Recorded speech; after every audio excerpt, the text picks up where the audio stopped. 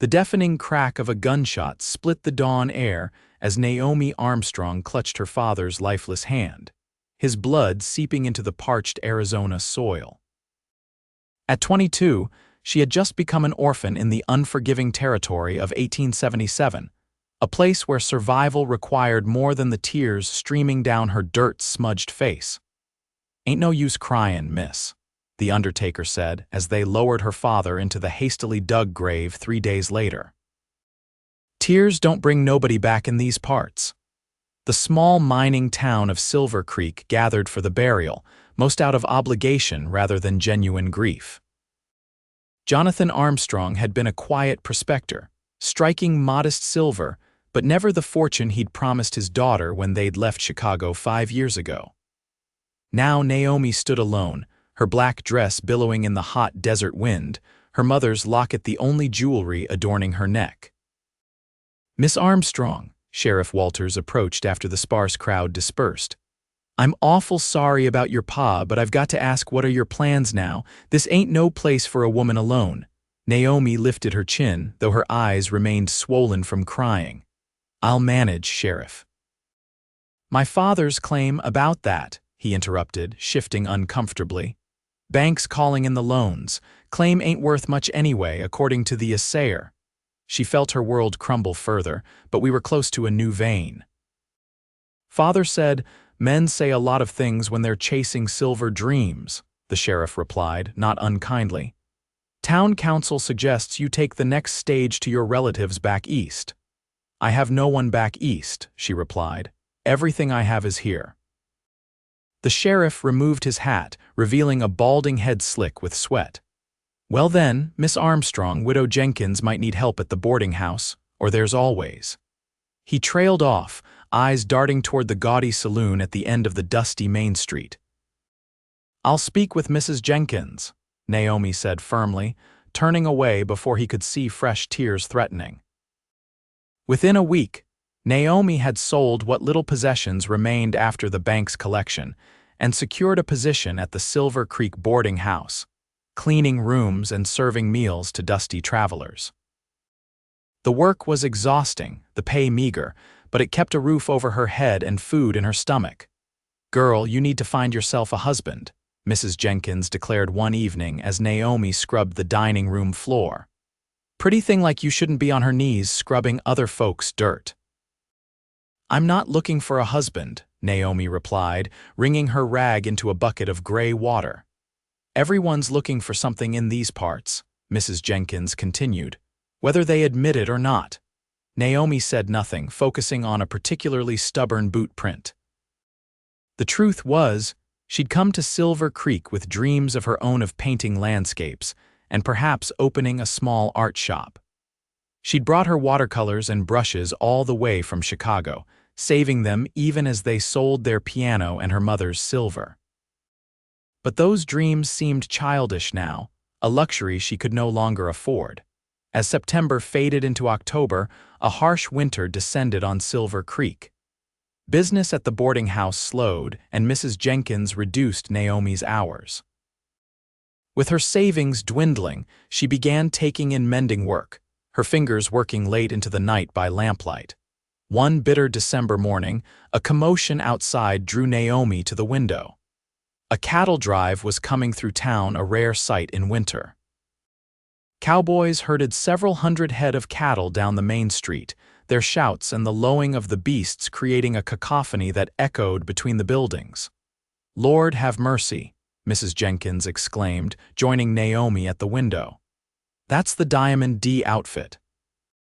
Thought they always wintered in Texas." Naomi watched as a tall rider on a chestnut horse directed the operation. Even from a distance, his authority was evident in the way the other cowboys responded to his gestures. "That's Owen Donovan," Mrs. Jenkins continued. "Took over the Diamond D when his pa died 3 years back, built it into the biggest spread in the territory." She nudged Naomi. "And unmarried, too." Naomi gave her employer a withering look. "I told you I'm not looking for a husband." "Well, we'll be looking for customers tonight. Go put on coffee and start preparing the dining room. Those cowboys will need feeding and lodging." By dusk, the boarding house was filled with the smell of stew and coffee, and the dining room echoed with the boisterous conversation of trail-weary cowboys. Naomi moved among them, serving food and refilling cups, trying to ignore their appraising glances. "Could I trouble you for more coffee, miss?" a deep voice asked. Naomi turned to find herself looking into eyes the color of a summer sky. The man was undoubtedly Owen Donovan, the same rider she'd observed from the window. Up close, she could see weather lines around his eyes, suggesting he was in his early 30s. His face was tanned beneath a layer of trail dust, and a well-trimmed beard framed a mouth that seemed inclined to smile. "Of course, sir," she replied, taking his cup. "Haven't seen you in Silver Creek before," he commented as she poured the steaming coffee. "I usually know most folks in these parts. I've been here 5 years," she replied. "Though I don't frequent cattle drives." A grin broke across his face.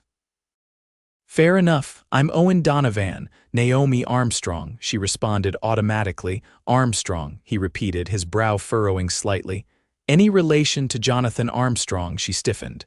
"He was my father." "I'm sorry for your loss, Miss Armstrong. I heard what happened." "Bad business, claim jumpers." Naomi nearly dropped the coffee pot. "Claim jumpers. The sheriff said it was an accident that my father's gun discharged while cleaning." Owen's expression changed, something dark passing behind his eyes. "Perhaps I'm mistaken," he said carefully. "Trail dust must be clouding my memory." But Naomi wasn't willing to let it go. "Mr. Donovan, if you know something about my father's death, I deserve to hear it." He glanced around the crowded dining room. "This isn't the place, Miss Armstrong." "Perhaps tomorrow." "Now," she insisted, her voice low but firm. "Please." Owen studied her for a moment, then nodded slightly. "Meet me on the back porch when you're finished here." The next hour dragged endlessly as Naomi completed her duties, her mind racing. When the last dish was washed and Mrs. Jenkins retired upstairs, she slipped out the back door into the cold night air. Owen was waiting, his tall frame leaning against the porch railing. He'd cleaned up, his hair still damp from washing, and changed into a fresh shirt. Without the dust of the trail, he looked younger, though no less imposing. "Your father and I did business occasionally," he began without preamble. "He sold me silver for belt buckles and saddle conchos. Good man, fair prices." "You said claim jumpers," Naomi prompted. Owen sighed, his breath visible in the cold air. "There's been talk. Your father's claim borders Blackwater Mining Company land. They've been buying up every small operation in the area one way or another. Are you suggesting they killed my father for his claim?" The very idea seemed impossible, yet a cold certainty was forming in her chest. "I'm suggesting that a man who's been handling firearms his whole life doesn't accidentally shoot himself while cleaning his gun," Owen replied carefully. "Especially not when he's just told several people in the saloon that he's struck a promising new vein." Naomi felt her legs weaken. She gripped the porch railing, the rough wood biting into her palms. Why didn't the sheriff investigate? Why would he lie? Sheriff Walters owes money to the bank. The bank president sits on the Blackwater board. Owen's explanation was simple, devastating. "I'm sorry, Miss Armstrong. The territory has laws, but they don't always protect those who need protecting." Tears welled in her eyes, not of sadness but of fury. "So they just get away with it." "With murder?" "Not if you can prove your claim is still valid," Owen said. "The deed transfer to Blackwater isn't complete, yet I checked with the county recorder's office when I arrived today. If you can work the claim and show production, you might be able to retain ownership." "I know nothing about mining," Naomi said bitterly, "but you know where your father was working last.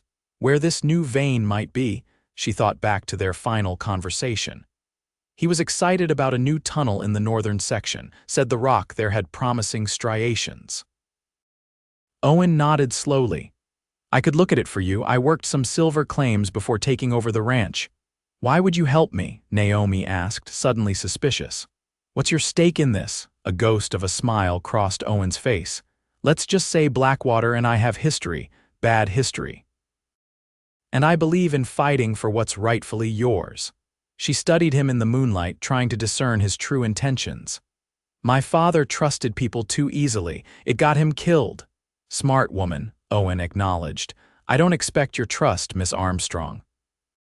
But I'm offering help that you sorely need if you want justice for your father. Naomi took a deep breath. I'll show you the claim tomorrow. Dawn found them riding up the rocky trail to the Armstrong claim, Naomi perched uncomfortably on a borrowed mare, Owen leading the way. The claim sat nestled in a rocky outcropping 2 miles north of town, a small cabin and mine entrance the only signs of human presence in the rugged landscape. Pa built that cabin himself, Naomi said as they approached. Said we'd live like kings once he hit the mother lode. Most prospectors say that, Owen replied, dismounting and tying his horse to a stunted pine. Few ever do. The cabin door hung slightly ajar. Owen pushed it open cautiously, revealing an interior that had been thoroughly ransacked. Furniture was overturned, floorboards pried up, walls smashed open in places. Someone was looking for something, he observed, surveying the destruction. Pa's maps and ledgers, Naomi said, stepping gingerly through the debris. He kept careful records of his diggings. Owen moved to a small desk in the corner, pulling open a drawer that had been left partially open. Looks like they found what they were after. Naomi felt a wave of despair. Without his maps, we won't know where to look for the vein he mentioned. Maybe not, Owen said, crouching to examine the floor, but prospectors are a suspicious lot. Your father might have kept backups. He ran his fingers along the underside of the desk, then smiled slightly when something caught his attention. With a quick motion, he pressed a spot on the wood and a small hidden compartment popped open, revealing a folded piece of paper. Pa's emergency map, Naomi breathed, taking the paper from Owen. He always said a smart miner keeps his best findings close to his vest. The map was crude but detailed, showing tunnels and dig sites with notations in Jonathan Armstrong's neat handwriting. A section marked in red caught her eye, labeled New Strike 10/15/77 with the annotation 3 fingers wide, high grade. That's 2 weeks before he died, Naomi said, her finger tracing the location. This must be what he was talking about. Owen studied the map over her shoulder, his nearness sending an unexpected shiver down her spine. That's in the North Tunnel, about 100 yards, and according to this. We should check it out. The mine entrance was secured with a padlock, but Owen made short work of it with a set of tools from his saddlebag. Inside, the air was cool and damp, smelling of earth and minerals. Owen lit 2 lanterns, handing one to Naomi. Stay close, he warned. And watch your step. Mining tunnels can be treacherous. They moved deeper into the mountain, following the main shaft until they reached a fork. According to the map, they needed to take the left passage. The tunnel narrowed as they proceeded, the ceiling lowering until Owen had to duck his head. Your father was a good miner, Owen commented, examining the support beams. Solid work here. After what seemed like an eternity of walking in the dim lantern light, they reached a section where the tunnel widened slightly into a small chamber. Owen held his lantern high, illuminating the rock wall where a pickaxe still sat embedded. This is where he was working last, Naomi said softly, touching the handle of her father's tool. Owen moved closer to the wall, examining the rock face. Well, I'll be damned, he murmured. Your father wasn't exaggerating. He pointed to a thin, glittering vein running through the stone, about the width of 3 fingers as the map had indicated. Even in the lantern light, the high-quality silver ore was unmistakable. Is it valuable? Naomi asked, hope rising in her chest. Very, Owen confirmed. This is as rich a vein as I've seen in these parts. No wonder Blackwater wanted it. So what now? Naomi asked. How do we prove I'm working the claim? We need to extract some ore, get it assayed officially, and file the production with the county recorder, Owen explained. That'll establish that the claim is active and productive. For the next several hours, they worked side by side, Owen swinging the pickaxe with practiced efficiency. Naomi collecting the valuable ore fragments in a canvas bag. By mid-afternoon, they had accumulated a substantial amount. "This should be enough," Owen said finally, wiping sweat from his brow despite the cool mine temperature. "We'll take it to the assayer's office tomorrow." As they emerged from the mine into the late afternoon sunlight, Naomi felt a spark of hope for the first time since her father's death. "Thank you," she said simply. "I don't know why you're helping me, but I'm grateful."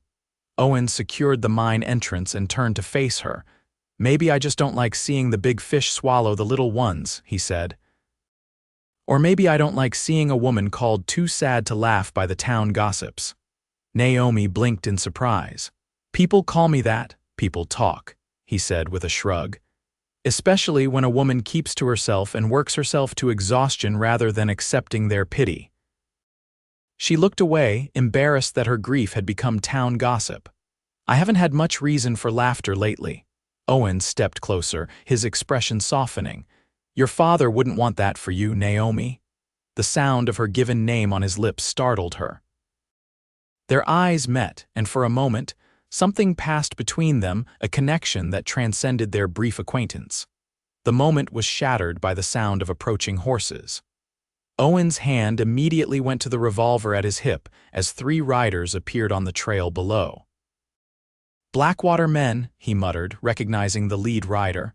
"Burke Sullivan, the company's head of security." "What do they want?" Naomi whispered, fear constricting her throat. "Nothing good," Owen replied grimly. "Get behind me." The riders approached slowly, deliberately. Sullivan, a barrel-chested man with cold eyes, reined his horse to a stop a few yards away. "Well, well," he drawled. "Owen Donovan, long way from Diamond D range, ain't you?" "Just helping a lady inspect her property," Owen replied evenly. Sullivan's gaze shifted to Naomi. "Miss Armstrong. Didn't expect to see you up here.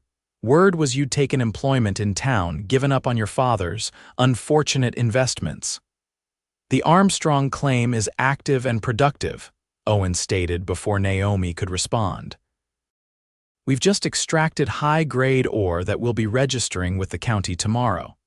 Sullivan's expression hardened. "That would be a mistake. The bank has already begun foreclosure proceedings. This land will belong to Blackwater Mining within the week." "Not if the claim is producing," Owen countered. "Check the territorial statutes, Sullivan. An active claim can't be foreclosed on without proper compensation for the ore value." The tension in the air thickened. Sullivan's men shifted restlessly on their horses. "Accidents happen in mines, Donovan. Armstrong found that out the hard way." Naomi stepped forward, rage overcoming her fear. "My father was murdered," she said, her voice shaking with emotion. "By men like you who think they can take whatever they want." "Bold accusations from a woman with no proof and no standing," Sullivan sneered. "Be smart, miss. Take what the bank offers for the deed and go back east where you belong. These mountains have swallowed stronger souls than yours." Owen's hand remained on his gun. "Ride away, Sullivan." The ladies made her choice. For a tense moment, it seemed the confrontation might erupt into violence. Then Sullivan smiled coldly. "We'll see what choice she has when the territorial judge arrives next week." He turned his horse. "Good day, Miss Armstrong, Mr. Donovan." As they rode away, Naomi released a breath she hadn't realized she was holding. "Will they come back? Count on it," Owen said grimly. "But for now, they'll play by the rules, or at least pretend to. Blackwater can't afford open violence. They have investors back east who expect respectability." They rode back to town in tense silence, the canvas bag of ore secured in Owen's saddlebag. At the boarding house, he helped her dismount, his hands lingering at her waist a moment longer than necessary. "I'll come for you tomorrow morning," he said. "We'll take this to the assayer first thing." Naomi nodded, suddenly exhausted by the day's events. "Owen," she said hesitantly, "thank you for standing with me today." His eyes softened. "Get some rest, Naomi. Tomorrow we fight for your father's legacy." That night, sleep eluded her.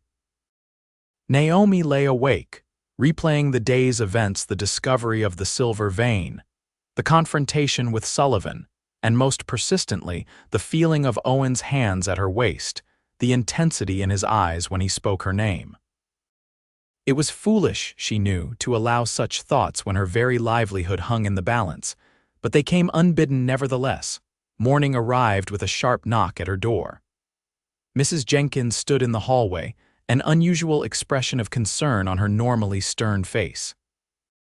"There's trouble, girl," she said without preamble. "That cowboy of yours is at the sheriff's office. They're saying he assaulted one of the Blackwater men last night at the saloon." Naomi's heart sank. "That's impossible." "Owen wouldn't 3 witnesses say different," Mrs. Jenkins interrupted. "They've got him locked up tight." Without bothering to properly fix her hair, Naomi rushed to the sheriff's office. Inside, she found Owen seated on a bench in a small cell, a darkening bruise on his jaw. Sheriff Walters sat at his desk, pointedly ignoring her entrance. "Owen," she exclaimed. "What happened?" He rose to his feet, gripping the cell bars. "Blackwater set me up. I went to the saloon for one drink after leaving you yesterday. Sullivan's men were waiting." "Sheriff," Naomi turned to Walters, "you can't possibly believe Owen attacked someone unprovoked." Walters finally looked up from his paperwork. "Got 3 witnesses say Donovan here threw the first punch after making threats against Blackwater employees. That's assault, Miss Armstrong." "And the ore samples?" Naomi asked Owen urgently. "Where are they?" A muscle worked in Owen's jaw. "Gone, taken from my room at the hotel while I was locked up here." The realization hit her like a physical blow. Without the ore samples, they couldn't prove the claim was viable. By the time they could extract more, the bank's foreclosure would be complete. "This is wrong," she said to the sheriff. "You know it's wrong." Walters at least had the decency to look uncomfortable. "Law's the law, Miss Armstrong. Mr. Donovan here will see the judge when he arrives next week." "And in the meantime," she demanded. "In the meantime, he stays put," Walters replied firmly. "Unless someone posts his bail, $100. An impossible sum for Naomi, who had less than $20 to her name. "I'll find a way," she promised Owen. "I'll get you out of here." "Naomi," Owen called as she turned to leave. "Your father's desk, check underneath it again. There might be more than just the map." She frowned, not understanding, but nodded before hurrying out. The ride to her father's cabin seemed longer alone, the trail more treacherous. When she arrived, the door was ajar again, the interior even more thoroughly ransacked than before. "They've been back," she murmured to herself, picking her way through the destruction. The desk had been overturned, its drawers scattered across the floor. Naomi righted it, running her fingers along its underside as Owen had done. The secret compartment was empty, the map long gone. But as she explored further, her fingers found another irregularity, a small panel in the desk leg that slid open when pressed. Inside was a small leather pouch. Naomi opened it with trembling fingers to find a dozen rough-cut but unmistakable unprocessed diamonds, a small fortune. "Oh, Pa," she whispered, tears filling her eyes. "What were you mixed up in?" A folded note accompanied the gems. In her father's handwriting were the words, "For Naomi." "Found in the north face where silver meets blue clay. Not legal to claim as a prospector. Danger in these. Trust no one." Naomi sat back on her heels, mind racing. Diamonds explained everything: why Blackwater was so determined to acquire the land, why her father had been killed.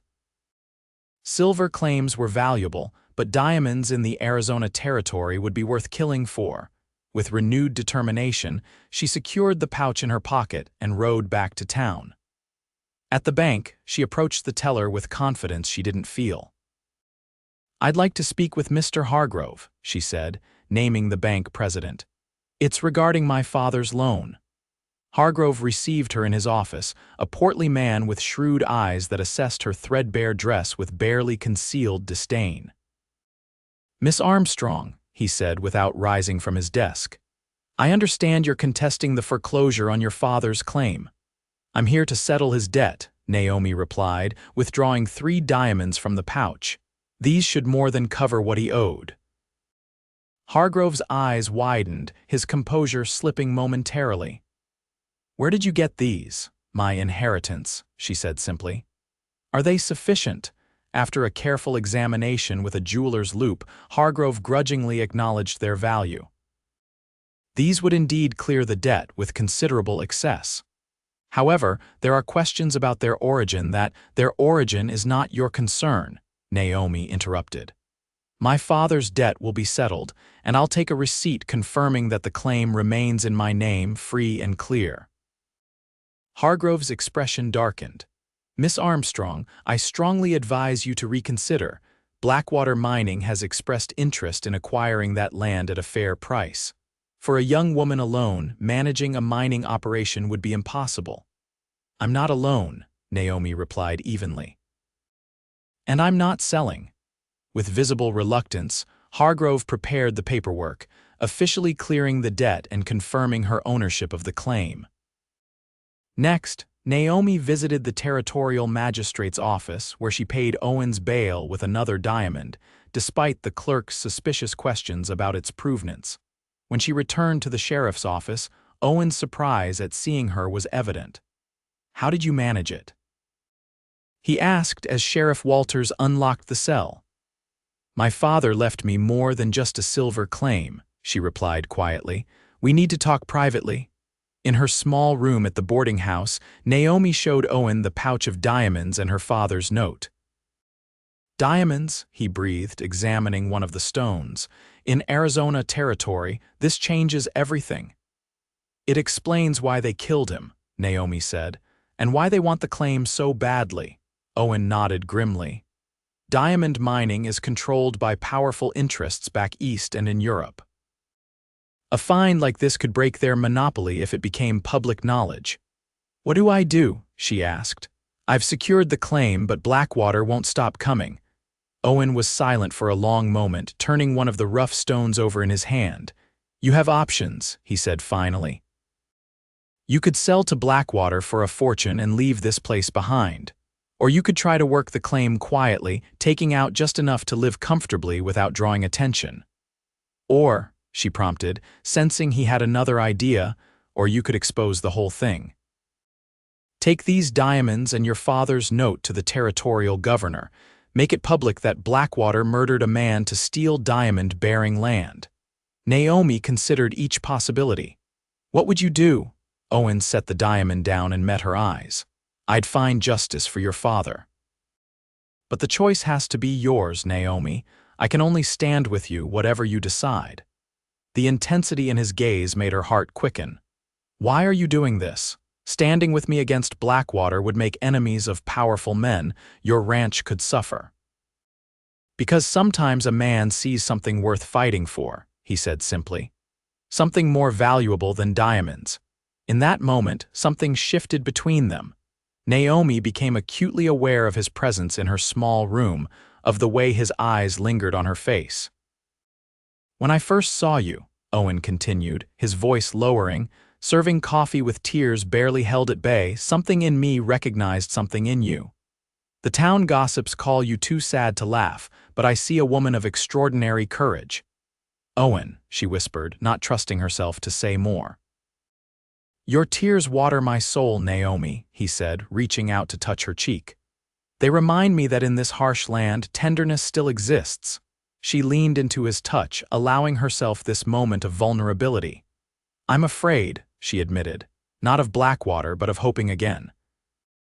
Of believing in something, or someone, he asked softly. Yes, she whispered, slowly, giving her every opportunity to pull away. Owen leaned forward and pressed his lips to hers. The kiss was gentle at first, then deepened as Naomi responded, her hands finding their way to his shoulders.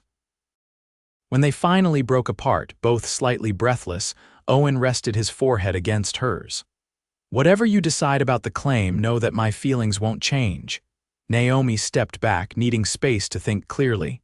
We need to focus on Blackwater first. Once that's resolved, we can.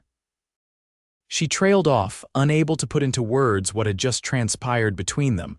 Owen nodded in understanding. What's your decision then? She took a deep breath. I want justice for my father, and I want Blackwater to pay for what they've done.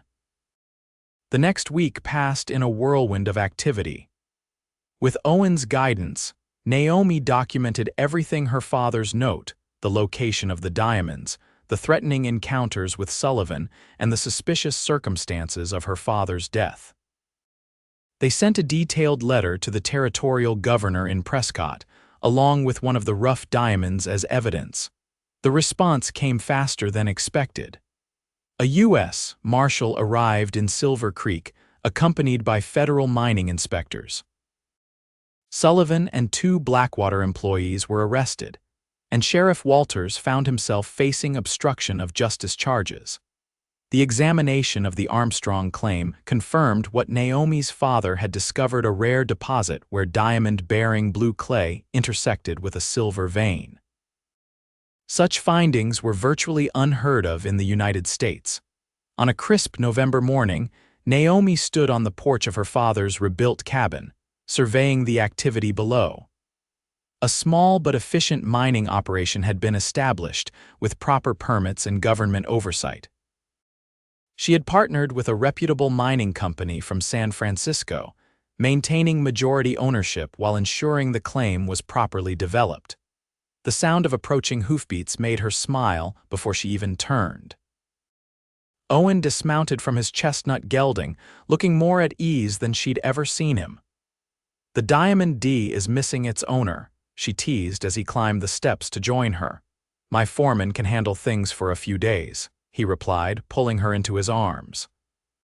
"I wanted to see how the new mine manager is settling in." Naomi laughed, the sound still somewhat unfamiliar but increasingly natural. "She's settling in quite well, thank you. The new equipment arrived yesterday and production starts next week." Owen brushed a strand of hair from her face. "Your father would be proud. You've turned his dream into something real." "With your help," she acknowledged. "I couldn't have done this without you." "You're stronger than you know, Naomi Armstrong," he said seriously. "I just helped you see it." They stood in comfortable silence, watching the workers below. The past 2 months had transformed both the mine and Naomi herself. No longer the grieving, desperate woman scrubbing floors at the boarding house, she now commanded respect as a successful mine owner. And somewhere along the way, she had found her laugh again. "I have something for you," Owen said, reaching into his pocket. He withdrew a small silver pendant, beautifully crafted in the shape of a teardrop. "First silver from your mine, made by my ranch's silversmith." Naomi took it with reverence, turning it over in her palm.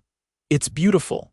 "A reminder," he said, helping her fasten it around her neck alongside her mother's locket, "that tears can become something precious." She touched the pendant, emotion welling in her chest. "Owen Donovan, are you trying to make me cry again?" he smiled, taking her hands in his. "No, I'm trying to ask you a question." His expression grew serious. "These past months, working alongside you, fighting for justice, watching you rebuild your life, they've been the most meaningful of my life."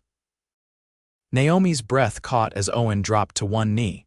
"I know it hasn't been long," he continued, "but out here in the territory we learn quickly what matters. And what matters to me is you, Naomi, your strength, your determination, your heart." He withdrew a simple gold ring from his pocket. "Will you marry me? Join our lives together, your mine and my ranch, your dreams and mine." Tears sprang to her eyes, but these were different from the ones she'd shed at her father's grave. These were tears of joy, of possibility, of future. "Yes," she whispered. "Yes, Owen, I will." As he slipped the ring onto her finger and rose to kiss her, Naomi thought of how far she had come from that grief-stricken young woman called too sad to laugh. The path had been difficult, marked by loss and struggle, but it had led her here to justice for her father, to purpose in her work, and to love with a man who saw her tears not as weakness but as water for the soul. Spring 1879 brought new life to both the Armstrong-Donovan mine and to the couple themselves. Married in a simple ceremony attended by the entire town of Silver Creek, Naomi and Owen combined their operations with remarkable success. The Diamond D Ranch expanded its holdings, while the silver mine, the diamond deposit carefully managed and minimally publicized, provided steady income that they used in part to establish Silver Creek's first school and a small art gallery where Naomi's landscape paintings hung alongside works from other territorial artists. And on quiet evenings, they would often sit on the porch of their home, watching the sunset paint the Arizona mountains in hues no artist could fully capture, their hands intertwined, their hearts full. The woman once called "too sad to laugh" now filled their home with joy, her tears transformed into the silver and diamonds that had built their future together.